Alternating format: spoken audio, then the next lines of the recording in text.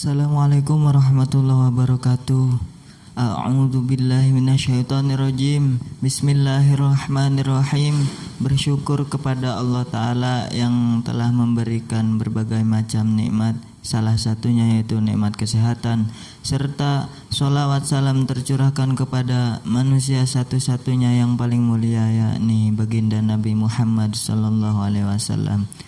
Berjumpa kembali di program acara Hikmah Kamilah Memperindah Nafsani dan Rohani dengan saya Abu Jimmy, dan alhamdulillah sudah ada Pak Kiai. Bagaimana kabarnya Pak Kiai? Alhamdulillah sehat-sehat Ustaz Jimmy. Sebaliknya Ustaz Jimmy, bagaimana Ustaz Jimmy? Alhamdulillah sehat Pak Kiai. Iya. Jadi video kali ini akan membahas tentang tema 6 disiplin akan dibawakan oleh Pak Kiai. Monggo Pak Kiai. Iya. Kita hidup itu harus betul-betul disiplin. Itu dari kelompok manapun. Nah, Al-Quran mendasari bahwa manusia itu harus menggunakan 6 disiplin dengan dasar ayat 45 surah Al-Ankabut. Saya bacakan, a'udzubillahi minasyaitonirrajim.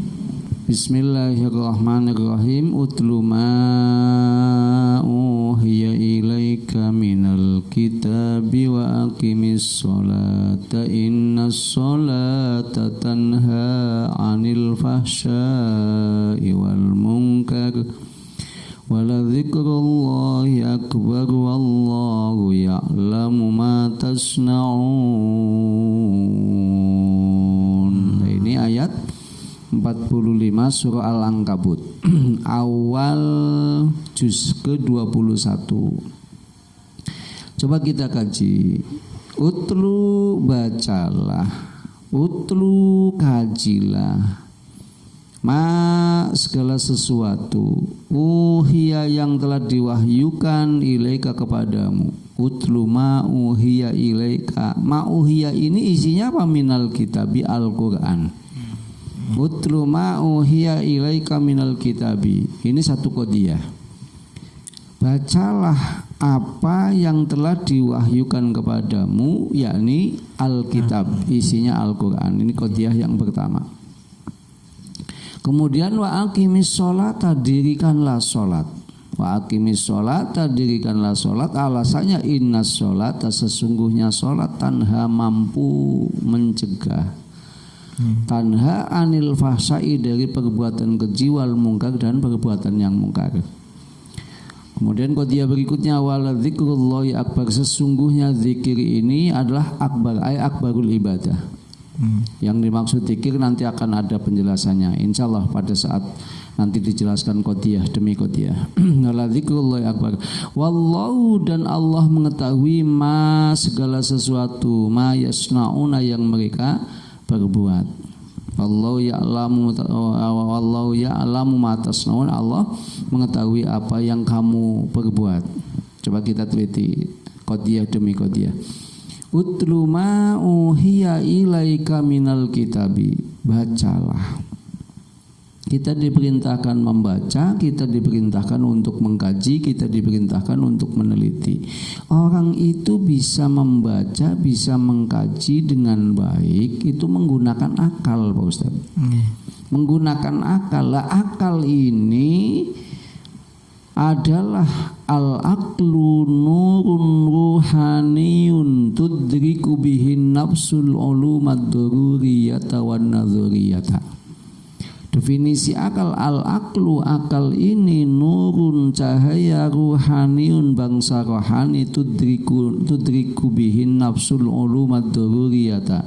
Tudriku, menemukan, bihi, melalui akal ini, an-nafsu, jiwa, an-nafsu, nafsani, an-nafsu, kecerdasan emosional, an-nafsu al-ulumad dururiyata, ilmu-ilmu yang matematis, wa nadhuriyata, dan ilmu-ilmu analisis.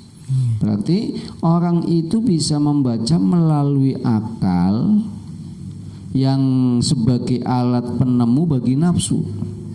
Dalam definisi ini berarti yang menemukan segala sesuatu itu adalah nafsu. melalui alat yang disebut akal. Nafsu menemukan segala sesuatu. Lah ketika yang menemukan nafsunya nafsu negatif, maka temuannya semuanya negatif. Contoh misalkan orang itu sudah tidak suka, misalkan kayak saya sudah tidak suka kepada Ustadz Abu Jimmy ya. Itu dalam pandangan saya Ustadz Abu Jimmy ya semuanya jahat, semuanya nggak ada yang baik Ustadz. Karena apa? Sudah diawali buruk sangka, sudah diawali mulhima fujur, sudah diawali adanya amarah. Maka semua langkahnya Ustadz Abu Jimmy ini di mata saya nggak ada yang baik. Nah, maksudnya gimana? Kalau akal ini dioperasikan oleh nafsu yang jahat, maka bacaannya, maka temuannya, maka kajiannya semuanya nggak ada yang baik karena dimobilisasi oleh nafsu yang jahat.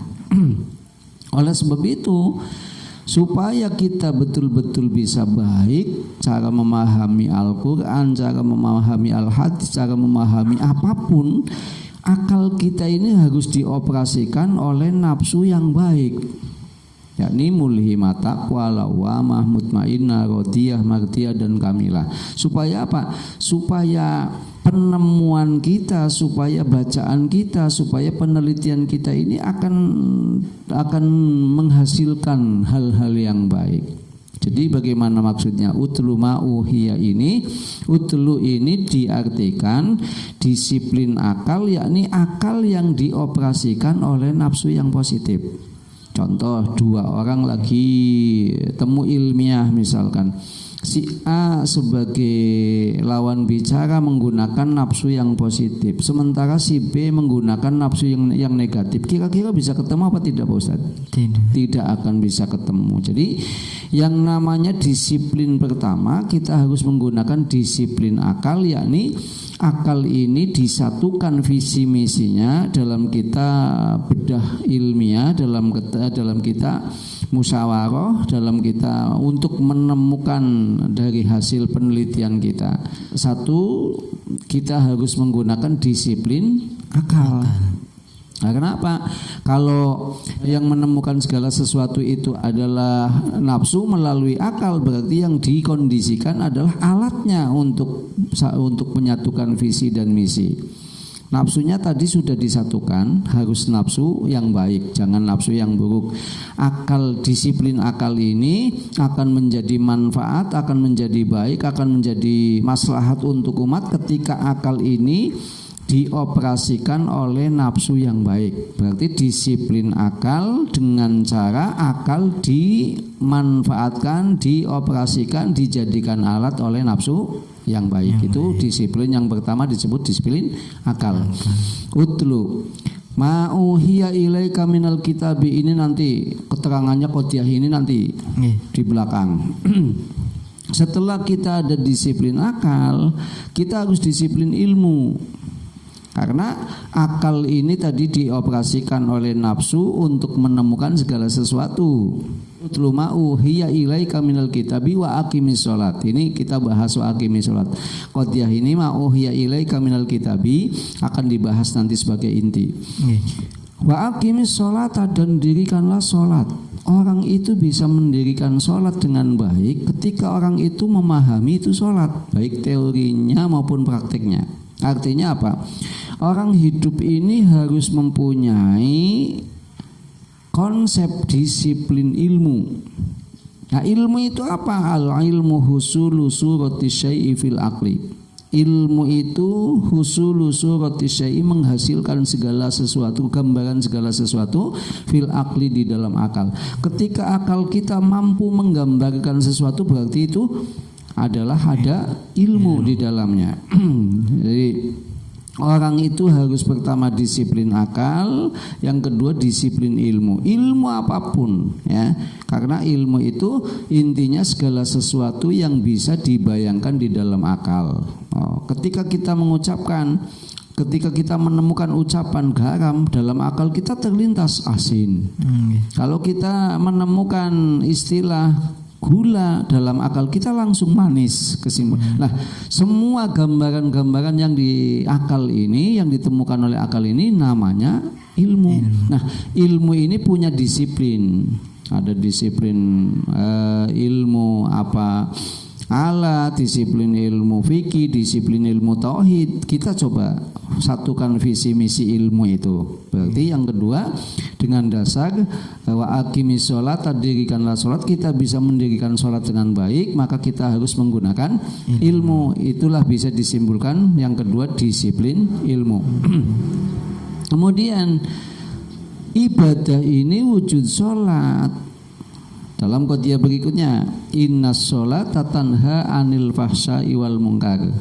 Nah, innas sholata, sesungguhnya sholat, tanha, mampu mencegah anil fahsya'i, dari perbuatan keji, wal munkar, dan kemungkaran. Kita harus memahami, kalau kita ingin ibadahnya bisa yakin, maka kita harus betul-betul memahami. Setelah kita punya disiplin ilmu, maka kita harus memahaminya. Inna sholata tanha anil fahsya'i wal munkar. Ini bisa disimpulkan bahwa manusia itu harus bisa menggunakan disiplin pemahaman atau disiplin paham. Saya ulangi, yang pertama manusia harus punya disiplin ilmu, disiplin akal. Yang kedua disiplin ilmu. Yang ketiga, inna sholata tanha anil fahsya'i wal munkar. Ini kita harus betul-betul paham bahwa pada hakikatnya sholat itu tanha, mampu mencegah anil fahsya, dari perbuatan keji, dan wal munkar, dan perbuatan yang mungkar. Berarti kriteria atau disiplin yang ketiga adalah disiplin paham. Kemudian wala dzikrullahi akbar. Setelah kita betul-betul memahami dengan kita menggunakan disiplin paham, maka kita harus betul-betul meyakini wala dzikrullahi akbar, bahwa yang namanya zikir-zikir di sini maksudnya bukan hanya zikir tapi menunaikan sholat. Kadang ada orang yang berprinsip ada ibadah yang lebih besar pahalanya daripada sholat. Ya, ini dasarnya ini wala dzikrullahi akbar. Kalau zikir di sini diartikan hanya zikir, tidak sholat, maka akan salah pemahaman. Wala dzikrullahi as-sholat. Sholat ini wala dzikrullahi akbarul ibadah. Jadi yang keempat adalah wala dzikrullahi, orang itu harus mempunyai disiplin yakin atau disiplin keyakinan. Harus meyakini bahwa ibadah, harus yakin dalam menunaikan ibadah. Makanya wala dzikrullahi akbar ini harus diyakini, atau kita harus menerapkan disiplin yakin. Itu yang keempat. Yang kelimanya, wallahu ya'lamu ma tasnaun. Allah Ta'ala mengetahui apa yang kamu lakukan, apa yang kamu kerjakan. Pekerjaan ini menjadi baik, pekerjaan ini menjadi positif, pekerjaan ini menjadi manfaat untuk dirinya dan untuk orang lain ketika orang ini mau diatur oleh agama yang dianutnya. Yang sementara agama menurut saya itu adalah bahasa Arab. Ahamma itu terdiri dari isim tafdhil yang artinya sesuatu yang dianggap penting oleh setiap pemeluknya. Jadi wallahu ya'lamu ma tasnaun ini artinya orang harus disiplin agama. Nah, disiplin agama yang baik dan benar itu adalah agama yang ada tuntunan wahyu. Makanya ma'uhiya ilaika. Jadi yang keenam adalah disiplin wahyu. Dari pemahaman utlu kita harus disiplin akal. Kemudian wa aqimis sholata, kita harus disiplin ilmu. Innas sholata tanha anil fahsya'i wal munkar, kita harus disiplin paham. Kemudian wala dzikrullahi akbar, kita harus disiplin yakin. Wallahu ya'lamu ma tasnaun, kita harus disiplin agama. Dan ma'uhiya ilaika minal kitabi, harus disiplin wahyu. Harus disiplin wahyu, ya. Jadi disiplin akal, disiplin ilmu, disiplin paham, disiplin yakin, disiplin agama dan disiplin wahyu. Itulah 6 dasar disiplin untuk kita terapkan di keseharian kita, baik dalam temu ilmiah, dalam permusyawaratan, dalam pembedahan apapun supaya ada titik temunya, maka kita harus menggunakan 6 disiplin dalam menjalani kehidupan dan penghidupan ini. Insya Allah dengan adanya 6 disiplin ini nanti akan ada titik temu yang bagus, ada titik temu yang maslahat untuk umat, bukan untuk diri pribadi. Nah, dengan dasar ayat 45 surah Al-Ankabut kita bisa menyimpulkan bahwa kita menjalani kehidupan dan penghidupan ini harus ada 6 disiplin. Saya ulangi, disiplin akal, disiplin ilmu, disiplin paham, disiplin keyakinan, disiplin agama, dan disiplin wahyu. Saya kira cukup, Ustaz. Baik, terima kasih Pak Kiai atas penjelasannya. Pemirsa dimanapun Anda berada, banyak sekali manfaat yang dapat diambil. Kurang lebihnya saya mohon maaf, dan saya ucapkan terima kasih untuk Pak Kiai sudah datang. Sama-sama, semoga sehat-sehat selalu. Amin. Saya dan Pak Kiai pamit undur diri. Wassalamualaikum warahmatullahi wabarakatuh.